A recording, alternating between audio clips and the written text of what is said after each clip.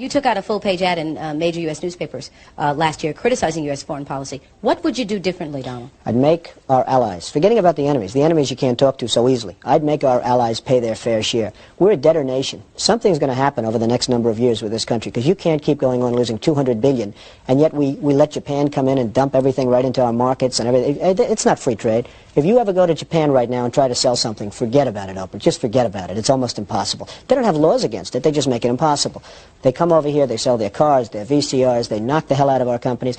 And, hey, I have tremendous respect for the Japanese people. I mean, you can respect somebody that's beating the hell out of you, but they are beating the hell out of this country. Kuwait, they live like kings. The poorest person in Kuwait, they live like kings. And yet they're not paying. We make it possible for them to sell their oil. Why aren't they paying us 25% of what they're making? It's a joke. This sounds like political presidential talk to me, and I know people have talked to you about whether or not you want to run. Would you ever?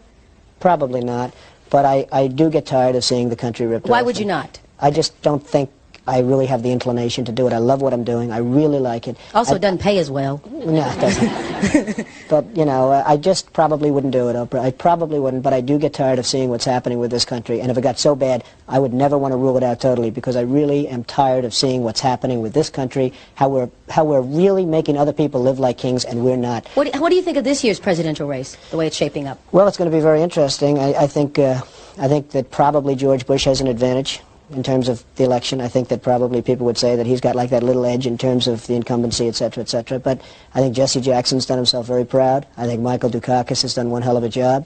And George Bush has done a hell of a job. You know, they all went in there sort of as semi-underdogs, including George Bush, and they've all come out.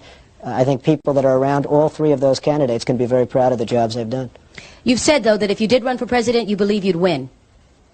Well, I don't know. I think I'd win. I tell you what, I wouldn't go in to lose. I've never gone in to lose in my life. And if I did decide to do it, I think I'd be inclined, I would say that I would have a hell of a chance of winning, because I think people, I don't know how your audience feels, but I think people are tired of seeing the United States ripped off. And I can't promise you everything, but I can tell you one thing, this country would make one hell of a lot of money from those people that for 25 years have taken advantage. It wouldn't be the way it's been.